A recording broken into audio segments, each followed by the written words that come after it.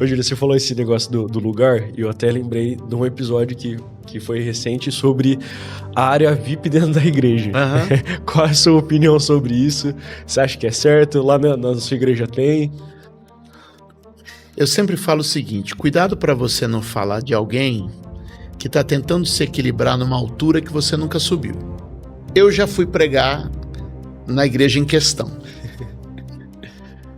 E vejamos o seguinte, um famoso frequenta a igreja. Ele lá no meio teria paz. E aí o que acontece? Ele encontra uma igreja onde ele consegue ter um espaço onde ele consegue cultuar. Aí você pergunta para mim, na sua igreja tem? Não. Na sua igreja precisa? Não. E se precisar?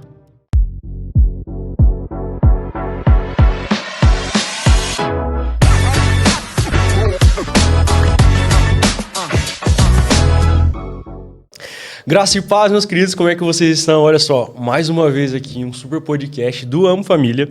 E hoje a gente está aqui para falar sobre um assunto muito importante, que é sobre a base, na verdade, da igreja, para a gente construir esse ministério, né, da desenvolvimento dele. E ninguém melhor, gente, porque isso aqui hoje é autoridade. Você vai pegar um caderninho aí, vai pegar uma caneta e vai escrever tudo que esse homem falar, porque aqui, ó, mais de 25 anos de ministério, fundador da Igreja Mundial, casado com Érica, pai do Luiz, Ana e Mariana, e hoje a gente vai falar sobre crescimento espiritual, relacionamento íntimo com Deus, mas principalmente treinamento de líderes. Com vocês, Júlio Vertulo. E aí, gente, tudo bem? Bom estar com vocês. Feliz em participar e estar mais uma vez aqui. Muito bom, Bispo. Prazer enorme, né? O senhor já esteve aqui com a gente no último PDP. Como que está sendo essa experiência? Como que é? O PDP, para quem não sabe, é o Pastor Discipulando o Pastor, que é um movimento que a gente faz aqui de 4 dias no Espaço Amo Família, voltado para pastores, para falar sobre a importância do discipulado para o pastor, né? Como que é a sua visão, Bispo? Bom, eu venho aqui no PDP há muito tempo ministrar já, né? Ainda nem tinha um auditório ali em cima, quando começou. Eu sempre falo que Josué me trouxe aqui quando ele estava começando a mexer, não tinha nenhum lugar ainda, estava tudo bem cru. E ele tinha acabado de comprar naquela semana, eu me lembro, guardei isso, a alegria dele que ele tinha comprado as formas, que faz esses bloquetes aí do pavimento, da estradinha. E ele estava começando a fazer a primeira subidinha da estradinha ali, era uma felicidade, né? Então eu já tenho vindo há muitos anos aqui, participado, ministrei no PDP em outros estados também.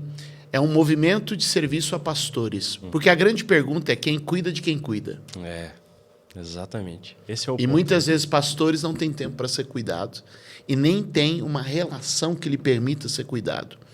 Se a gente começar a pensar já sobre isso, as relações pastorais ou relações de liderança, elas normalmente são verticais. Ou você está falando com alguém que está acima, ou você está falando com alguém que está abaixo. E toda relação vertical, ela tem suas limitações. Porque eu nunca consigo ser 100% honesto com quem está em cima. Eu nunca consigo abrir meu coração para quem está abaixo. Ou seja, nas relações verticais, sempre existem barreiras e resistências. No encontro desse como pastores, você cria relações horizontais. E são relações horizontais que trazem saúde, cura, restauração. Porque eu posso olhar no olho do outro pastor como pastor, sem medo de ser julgado e também não fazendo nenhum tipo de julgamento. Oh, muito bom. Como que o senhor vê essa diferença da parte do discipulado mesmo? Porque, assim, eu entendo que essa é uma dificuldade do pastor de encontrar pessoas de confiança que ele possa se abrir, contar, às vezes, sobre a sua vida. E não dá para fazer isso com um membro da igreja, né? Uma ovelha ali, como o pessoal fala. Com certeza. Como identificar aqueles possíveis amigos que vão nos ajudar nessa jornada espiritual? Acho que você precisa ter algumas pessoas que são referência para você. Primeiro, você precisa ter aquela referência que seja de onde eu quero chegar.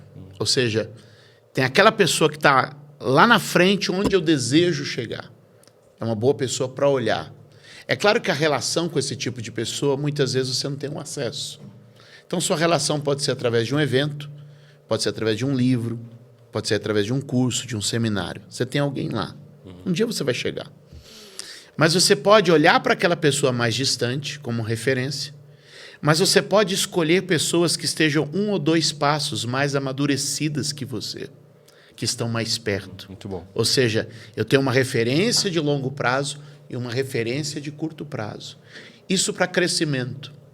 Agora a gente precisa ter também um outro tipo de pessoa, que essa ela não precisa ser necessariamente ter sucesso na área que eu quero ter, ou ser lá um exemplo, um case, né, de sucesso, como a gente fala, naquilo que eu desejo alcançar, mas que é aquela pessoa que eu posso colocar meu coração diante dela. E isso faz falta para nós. Então, muitas vezes o pastor precisa escolher aquelas pessoas que ele tem uma ligação de coração. Normalmente você vai encontrar na jornada da liderança 3 tipos de pessoas. E você precisa saber identificá-las. Existem pessoas que vão vir ao líder por aquilo que ele tem. Isso, a gente precisa se resolver com isso. Tem gente que vai vir a mim por alguma coisa que eu tenho. E está tudo certo, eu sou uma fonte. Ele veio, buscou o que precisava e foi embora. Eu vejo muito pastor frustrado com isso. Porque você coloca expectativas com pessoas que vieram apenas a você como quem veio a uma fonte buscar algo necessário. Então, existe um grupo de pessoas que vão se relacionar conosco por aquilo que a gente tem. Existe um segundo grupo de pessoas, que é aqueles que vão se relacionar conosco por alguma coisa que a gente está fazendo. Ou seja, enquanto a gente tem um projeto comum, um trabalho comum, nós estamos juntos. O que nos liga é o nosso trabalho, é o nosso propósito. Uma vez que o trabalho está feito, cada um segue sua vida e está tudo certo. Agora tem um terceiro grupo de pessoas, e esse é aquele que a gente deve levar para a vida toda. Que não está comigo pelo que eu tenho, não está comigo pelo que eu faço, mas está comigo por aquilo que eu sou. Independente se eu tenho ou não tenho, ele está comigo. Se eu estou fazendo ou se não estou fazendo, ele está comigo. Se você aprende a identificar e compartimentar cada um no seu devido lugar, o que vai acontecer? Você não se frustra. Você vai ter a expectativa certa. Esse veio a mim porque eu sou um pastor, eu tenho um dom, eu tenho uma graça. E ele veio a mim por aquilo que eu tenho a oferecer. E está tudo bem. O outro está comigo enquanto a gente está fazendo uma coisa. Estamos numa conferência junto, ou estamos desenvolvendo um projeto ministerial junto. Tudo bem. Agora tem aquele que está comigo, independente se eu tenho ou não tenho, se eu faço ou não faço. Esse é o que eu devo levar para a vida toda, porque vai ser o que eu posso abrir meu coração. Uau. É importante. Essa primeira categoria de pessoas, eu acho que a gente pode até... Pode não, mas a gente precisa tomar um cuidado com isso, porque eu até queria saber a sua opinião. Porque, assim, a gente tem falado muito sobre uma liderança inútil, né? Daquele líder que ele vai... Os membros vão conseguir fazer tal função e aí ele vai ficar ali só de stand-by. Como chegar nesse nível? Porque eu vejo que, às vezes, algumas pessoas veem isso com esse lugar de inutilidade. Eu estou aqui orando por vocês e vocês que se virem aí. Como aplicar isso na prática? Quando você começa a entender que, todo ministério começa a partir de um homem. O homem é um ponto de partida e muitas vezes isso vai ser baseado na força, na capacidade, no carisma desse homem, nos seus dons, talentos, habilidades. E ele leva esse ministério até um ponto de arrebentação, onde ele consegue romper aquela arrebentação. A partir dali, eu entendo que o início começa muito da força, do carisma e do dom do líder. Mas chega um momento em que a comunidade precisa começar a se tornar maior que o líder. E o problema de muitas comunidades é que elas ficaram centradas no líder. Chega um momento que você tem que começar a sair do centro. Você vai fazer parte. Não é que você vai ficar inútil, né? Acho que a palavra fica um pouco forte, embora a gente choque, mas você começa a fazer parte da comunidade. Então, antigamente, eu era maior que a comunidade. Então, não era a Igreja Cristã Mundial, era a Igreja do Júlio. Mas as pessoas estavam crescendo, as estruturas ainda não eram sólidas, havia a necessidade de líderes capazes, Então era tudo Júlio mesmo. O começo, tudo bem. Mas a partir do momento em que pessoas começaram a amadurecer, então você começa a sair deste centro e você começa a fazer parte desse todo. Então a comunidade vai ficando maior do que você. E isso é um dilema para muito pastor. E por que é um dilema? Por causa das frustrações das pessoas que você treinou, capacitou e foram embora. E a pergunta que eu sempre faço é: o que é pior do que você treinar um cara e ir embora? É você não treinar e ele ficar. Porque aí você fica carregando aquele encosto o resto da vida. Então, pessoas vão embora. Esteja certo disso. Pessoas vão embora. E ok. O que você faz? Comece a medir que você vai perceber que para cada 2, 3 que vão embora, você tem 7 ou 8 que ficam. Então vale a pena treinar pessoas, porque apesar dos dissabores dos que vão embora, os que ficam valem muito a pena. Então eu me exponho a esse risco, vamos assim dizer, e permito que a própria graça de Deus vá me conduzindo. Então, esse trauma, eu passei, todo pastor já passou, e ninguém tem resposta para nunca mais passar. Talvez tentar lidar com o que a gente já sabe que vai acontecer. Exatamente. Não é o se, mas talvez o quando. Quando vai acontecer. E aí você faz o quê? Cara, você deixa de confiar em pessoas, você deixa de desenvolver líderes, se sobrecarrega a sua família, porque você não pode delegar. E aí você é melhor que 2, melhor que 3, melhor que 4. Será que você é melhor que 5? Não vai ser. Então, quando a comunidade começa a se tornar mais forte, você começa a sair desse lugar de centro, você continua tendo o seu papel. É Moisés, está no alto do monte, e o povo está vencendo lá embaixo. Enquanto ele está com as mãos erguidas. Você passa a ser uma inspiração, você passa a ser um ponto de referência. E isso é muito importante. Se o pastor entender isso, ele sai do operacional e ele entra no inspiracional. Ou seja, eu deixo de ser aquele que opera e passo a ser aquele que inspira. Muito bom. Na sua comunidade, como que funciona a base da igreja como princípio de missão e valores? E como passar isso numa construção quando a gente está falando de novos líderes? Vocês deixam anotado num papelzinho e falam, olha, isso aqui que a gente segue como certo. Como fazer isso na prática? Tá. Primeiro que eu acredito muito que o discipulado ele tem que ser muito mais do que um programa de algumas matérias a serem ensinadas. Na verdade, o discipulado é o desenvolvimento de pessoas através de um relacionamento. Então, a liderança ela precisa ter dentro do seu escopo de trabalho, todas as vezes, a ideia de que eu tenho que recrutar e desenvolver pessoas. Então, hoje, dentro de cada ministério, por exemplo, da igreja, hoje a gente tem essa direção muito clara. Precisamos recrutar e desenvolver pessoas, recrutar e desenvolver pessoas. Esse é um trabalho de todo líder, dentro de cada área ministerial da igreja. Então, hoje, como que a gente trabalha isso no nosso ministério? Criando oportunidades para que as pessoas possam servir dentro de áreas diversas dentro da igreja, apresentando uma visão clara, concisa de cada área. Então, antes a gente tinha um treinamento geral de voluntários, né? Depois isso para a gente passou a já não vale mais a pena. Então, eu tenho a minha capacitação, hoje acontece dentro de cada ministério. Então, eu não tenho um geral de ministério. Abrangente, né? Abrangente. Eu tenho dentro de cada ministério. Então, hoje, quando a pessoa vem, faz o nosso encontro de integração, participa conosco, a gente já encaminha ela para algum ministério e lá dentro do ministério ela vai passar por um processo de desenvolvimento. Mas quando que vocês identificam que, por exemplo, esse aqui é um possível líder que já está treinado, já pode começar a atuar? Bom, vamos lá. Quando você acessa um ministério dentro da igreja, você vai servir.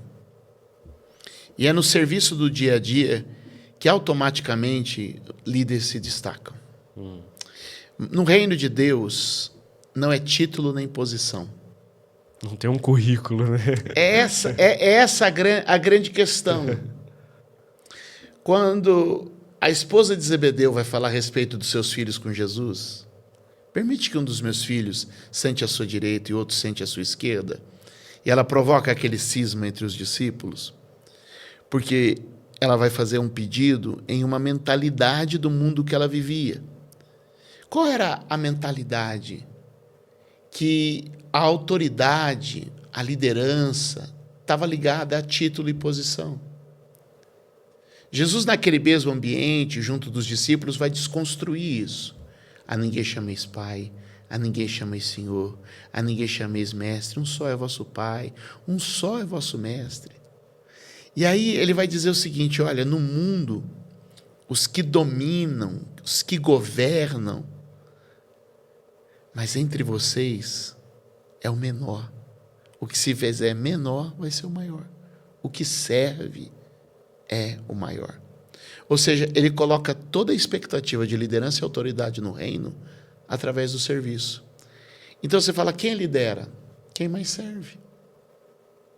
O serviço demonstra. Então, quando a gente começou a fazer um processo de abolir títulos e a gente começou a valorizar serviço, isso para nós foi muito saudável e muito mais tranquilo de administrar. Muito bom, poderoso. Você entende que hoje as igrejas estão deixando de ter um título ali como uma denominação e parece que estão se juntando mais com uma forma de comunidade hoje em dia? Porque eu não sei se você tem essa mesma visão, mas parece que a visão de igreja hoje ela é um pouco diferente, porque eu sendo pastor e você sendo pastor, eu consigo ver você como meu irmão. Mas parecia que isso antes não acontecia. O que você acha sobre isso? Porque a gente ainda tinha muito a questão da liderança como título e posição. Ou seja, o líder usa uma roupa diferente, senta num lugar diferente e tem processos diferentes todos para ele. E aí a gente começa a mudar algumas coisas. O líder senta no mesmo nível. Usa a mesma roupa que você usa. Você começa a desconstruir uma questão de imagem e de posição para, de fato, depender de uma questão de autoridade. Não de autoritarismo. Porque o que a gente tinha antes era uma confusão. A posição, o lugar, tudo começa a criar a imagem de autoridade, mas não autoridade de verdade. A gente tinha autoritarismo. O autoritarismo castra, fere, espanta, inibe.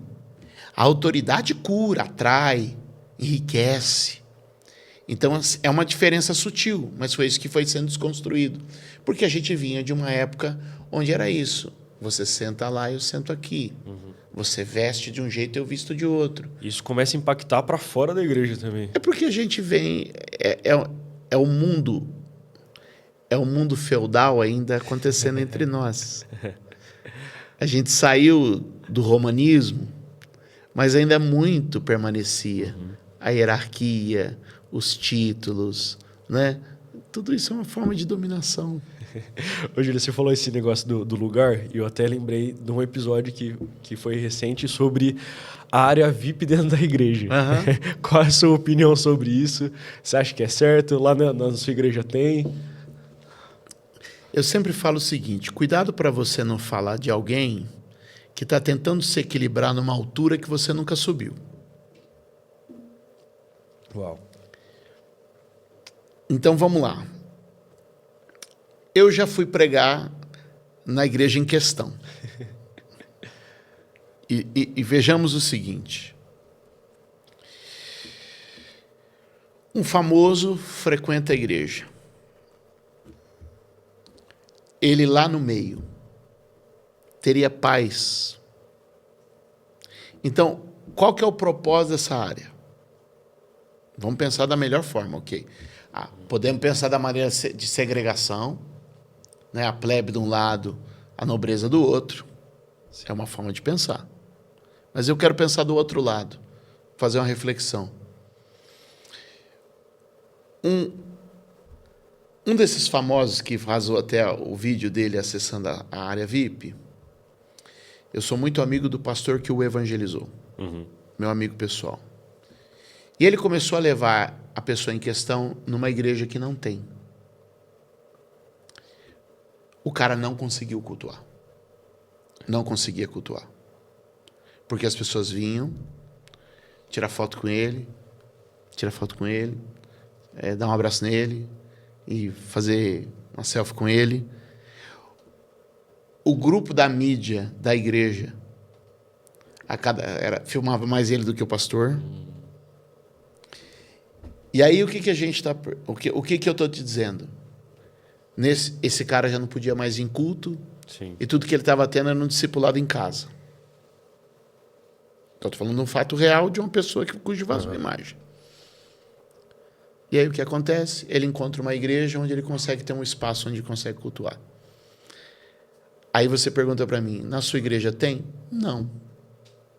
Na sua igreja precisa? Não. E se precisar? Então é muito difícil você falar de uma questão da qual você não é exigido. Então acho que se é questão de utilidade, praticidade, de aplicação dentro de um ambiente onde você tem 15 mil pessoas, 20 mil pessoas, alguns cuidados têm que ser tomados. E a gente tem muitos obstáculos também numa igreja muito grande, né? Ou até mesmo pequena. Sim, é um assunto delicado. Mas são problemas que você não vai ter numa igreja de 100 pessoas. Entendeu? Você não vai ter esse tipo de problema. Então eu não posso aqui numa igreja de 100 pessoas dizer como é que um cara com uma igreja de 20 mil pessoas deve se comportar. Sim. Então esse tipo de desafio, a igreja vai crescendo e vai trazendo novos desafios para você. E aí então, por exemplo, quando eu tinha 200 pessoas eu tinha um tipo de problema. Hoje com 7 mil pessoas eu tenho outro tipo de problema. E aí, se o Júlio da cabeça de uma igreja de 200 pessoas quisesse julgar o Júlio dessa igreja de hoje com 7 mil, eu estou fazendo muitas coisas diferentes. Muito bom. Muito bom mesmo. Você falou até do número de quantidade de pessoas que tem na sua comunidade. Como trazer esse senso de responsabilidade de que, por mais que tenha muitos membros, eu faço parte daquilo? Porque o que vocês entendem lá como ser membro de uma igreja? Então, a membresia é um desafio nos dias de hoje. No mundo nosso, era mais simples. Quando eu era menino, lá na Igreja Batista, a gente tinha o nosso hall de membros controlado. A primeira igreja que eu pastoreei, eu tinha um hall de membros que eu conseguia abrir. Eu tinha o nome, o endereço e o telefone fixo da pessoa, que eu podia ligar para ela sempre nos dias de aniversário. Mas em 26 anos, as coisas mudaram. O mundo se tornou mais dinâmico. As pessoas estão conectadas por um aplicativo hoje da igreja, acabam se conectando à igreja. Então, o que a gente entende? Que existem níveis de relacionamento. Então, como eu penso? Né? Eu estou inserido dentro de uma cidade, de uma região geográfica. Eu tenho que, de alguma maneira, pensar que cada habitante daquela região geográfica faz parte do meu ministério. Se não como frequência, mas como objetivo do meu ministério. Eu sou um pastor da cidade. Por exemplo, minha igreja é em Suzano, eu sou um pastor de Suzano. As realidades da cidade me dizem respeito. Eu sou uma autoridade espiritual na cidade. E eu me comporto assim. Ou seja, eu dou posse a prefeito, eu oro com o vereador, eu inauguro hospital em oração. Por quê? Porque eu tenho uma presença na cidade. Então, cada um dos 330 mil habitantes da cidade de Suzano, de alguma maneira, estão abarcados no meu ministério. Fazem parte. Destes, eu tenho um outro número que nos conhece, tem algum tipo de relação conosco. Destes, eu tenho aqueles que frequentam. Destes, eu tenho aqueles que estão envolvidos. Destes, eu tenho aqueles que são líderes. Ou seja, eu tenho que ter uma relação para cada nível, né, de proximidade com as pessoas. Então, hoje eu já não penso mais membresia como eu pensava. Então, hoje, quem toma ceia lá na igreja? Então, como é que eu tiro o meu número hoje? Eu consigo tirar. Eu tenho uma frequência, vamos dizer assim, eu sirvo 7.000 cálices de ceia num dia de ceia. Então, eu imagino que tenho 7.000 membros. Você começa a ter. Aí eu vou olhar lá, que atuam no nosso aplicativo lá. Última vez que eu vi, acho que tinham 12.000 pessoas que interagiam conosco no aplicativo, que é uma questão mais de membresia. O aplicativo é para coisas do dia a dia da igreja. Então, eu tenho um outro número de pessoas lá que se relacionam conosco de alguma forma. Então, para cada relacionamento, você tem que ter uma atitude e uma presença. Acho que o pastor precisa abrir a mente para isso. Muito bom. E qual é o medidor de sucesso para o pastor? Que eu vejo que o pastor, que se ele tem poucos membros na igreja, já não nasci para isso aqui, não nasci para ser pastor. Qual é o medidor de sucesso? Efetividade. Você está sendo efetivo naquilo que foi proposto? Porque sucesso não está nos números, sucesso está em cumprir com fidelidade a sua chamada. Então, a gente confunde popularidade com efetividade. Tem gente que é popular, mas não é efetivo. Audiência não é efetividade. Então, vamos lá. Você pode ter um mecânico lá que arruma seu carro e ele posta a foto dele lá, a mãe dele, a tia, curte. Mais ninguém. Mas ele é extremamente efetivo, porque você deixa seu carro lá e o seu carro fica bom. Ou seja, ele não tem audiência, não é popular, mas ele é efetivo. A pergunta que eu faço a esse pastor é que, tendo ele 100 membros ou 10.000 membros, você tem sido efetivo naquilo que você se propôs? Naquilo que você entende que é o seu chamado? Então, o sucesso é efetividade. Muito bom. E a gente tem visto também que muitos pastores que chegam nesse lugar de exaustão mesmo ministerial, né?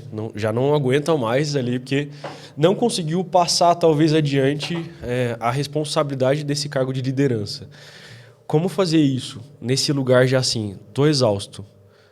Desistir não é opção. Moisés chegou ao ponto da exaustão. Tanto é que ele ora para Deus e diz assim: eu não aguento mais, eu não pari esse povo não é meu. Onde é que eu vou arrumar comida para todo mundo? E ele começa a fazer uma lista de queixas para Deus. E qual que é a resposta que Deus dá a Moisés? Escolhe dentre os homens aqueles que têm bom testemunho, aqueles que servem ao Senhor, e eu vou tirar do teu espírito e vou derramar sobre eles. Qual que é a resposta? A resposta é: delegue, confie, divida a carga. A gente tem uma máxima lá: lidere líderes, porque não tem colo para todo mundo. Lidere líderes, porque não tem colo para todo mundo. O grande problema é que o pastor quer carregar todo mundo no colo. Então ele fica acusado, se sentindo... Então, por exemplo, tiveram velórios essa semana que eu não fui. Tiveram casamentos que eu não realizei nos últimos dias. Tiveram crianças que eu não apresentei. E aí, deixei de ser pastor? Agora, será que houve um momento que eu não conseguia mais fazer todos os casamentos, não conseguia mais apresentar todas as crianças, não conseguia mais ir em todos os velórios, não conseguia mais ir em todos os hospitais, visitar os enfermos. Só que eu estou aqui hoje, vou ficar esses dias aqui no PDP, e os doentes vão continuar sendo visitados, os funerais vão continuar sendo feitos, os casamentos, as apresentações de crianças, as visitas, os aconselhamentos pastorais, tudo isso continua acontecendo. Por quê? Porque tem gente fazendo. Liderar é ser efetivo através de outra pessoa. Uau. Então é isso. E estampar essa frase na parede da igreja. Do quarto, talvez. Ô bispo, tenho certeza que você já passou por muita coisa nessa jornada ministerial, né? Qual é o conselho que você daria lá no começo dessa jornada como pastor, para você mesmo? Eu vou abraçar um conselho que me sustentou, né? Eu entendi muito cedo que as coisas acontecem no devido tempo. Então, o que me guardou, eu comecei muito novo, comecei a pregar com 19 e assumi a primeira igreja com 21 anos.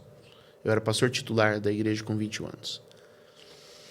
E o que me guardou foi saber que tudo aconteceria no tempo certo. Que algumas coisas viriam quando eu tivesse 25, outras quando eu tivesse 30, outras quando eu tivesse 35, outras quando eu tivesse 40, e algumas estão chegando agora, na casa dos 50. E está tudo bem.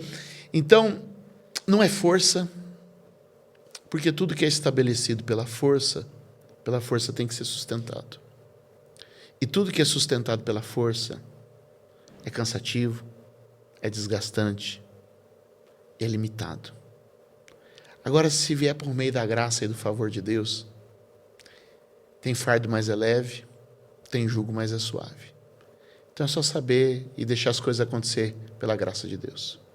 Muito bom mesmo. Ó, a gente já está chegando aqui ao fim, então o que você vai fazer agora? Já pode pegar esse link aqui e compartilhar com o máximo de número de pessoas que você conhece, que eu tenho certeza que vai abençoar muito a vida delas. Curtir, comentar aqui, deixar seu comentário pra gente. E aí, Júlio, eu queria que você terminasse agora aqui dando um conselho pro pessoal que é pastor, que está nessa jornada e precisa de fato, talvez se empenhar para achar outras pessoas para liderar. Qual é o seu conselho? Bom, vamos lá. Aproveitando a inspiração do PDP, Provérbios capítulo 18 vai começar dizendo que aquele que se isola se insurge contra a verdadeira sabedoria. E ele vai terminar dizendo que o homem que tem muitos amigos pode congratular-se. Então, o texto de Provérbios 18 abre dizendo que você não deve se isolar. E ele termina dizendo que é uma boa coisa fazer conexões e ter amigos. O isolamento é prejudicial. Há muitos pastores sozinhos e isolados. Existe gente que já fez o caminho. Então, o que é uma mentoria? Uma mentoria é pegar o mapa com quem já passou por ali. Pegar um mapa com quem já passou por ali vai poupar recurso, vai poupar dores e vai poupar tempo. Então, o conselho que eu dou a qualquer pastor é que não ande no isolamento. Procure mentores, se abasteça de conhecimento, esteja envolvido em programações. Livros são o meio mais acessível e barato de adquirir conhecimento. Depois participe de eventos, invista em mentorias e se aproxime de pessoas que já passaram e já estão em um lugar onde você deseja chegar. Sempre é possível. Então eu digo para você que hoje, tempos depois, eu sento nas mesas dos pastores que antes eu admirava. Então, mas eu comecei um processo, vi os programas, assisti os vídeos, ia nos eventos e as portas foram se abrindo. Hoje eu desfruto dos conselhos na própria mesa, pessoalmente. Então não se isole. Procure gente que já passou por aí e ele vai ter um mapa para te compartilhar. Muito bom. Você tem livros publicados, né? Tenho. Conta aí pra gente como que o pessoal consegue... como que o pessoal de casa consegue adquirir, para adquirir mais esse conhecimento também para pastor.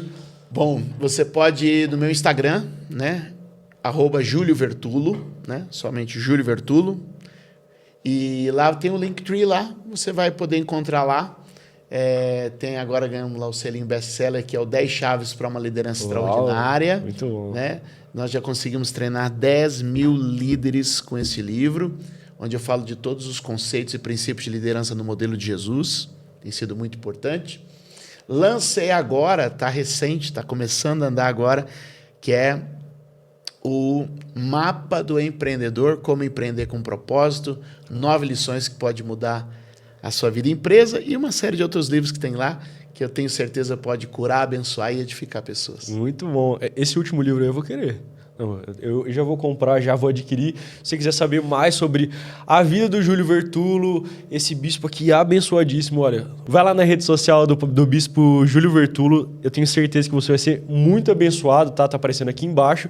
E também fica aqui o convite para você participar do Pastor Discipulando o Pastor. É uma mentoria que tem 4 dias aqui imersivos no nosso espaço. Você está conferindo aí um pouquinho agora de tudo que acontece. Vem muito pastor aqui, você pode ter acesso a eles e ter conselhos muito preciosos para o seu ministério. Bispo, muito obrigado pela sua presença aqui. É sempre um prazer. Eu já falei, tem que ter você aqui todo PDP. já falei para o pastor Josué. Muito Vai ser obrigado. um prazer, viu? Sempre. É isso aí. Então a gente sempre encerra aqui o nosso podcast falando o quê? O pessoal de casa já sabe, né, não? O céu não está em crise, Deus está no controle, nós cremos em milagre e a nossa família está debaixo da graça de Deus. Deus abençoe, meus queridos.